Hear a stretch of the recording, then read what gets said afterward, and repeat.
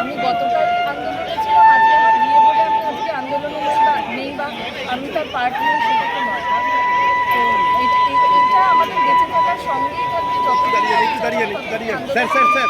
আমাদের এটাই মেসেজ যে আমরা আন্দোলনকে ভুলে যাই না, বা আন্দোলন কোনো ইভেন্ট ছিল না আমাদের।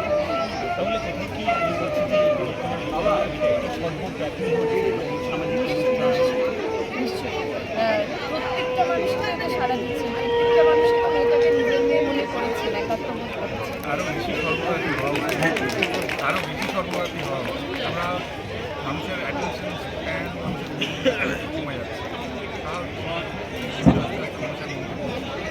হ্যালো, আমরা গোগলের আরেকবার বাঁশি শুনব। গোগল হচ্ছে আমাদের উষশীর ভাই, সে কলকাতায় এদিক ওদিক করে বাঁশি বাজিয়ে শোনায় সবাই।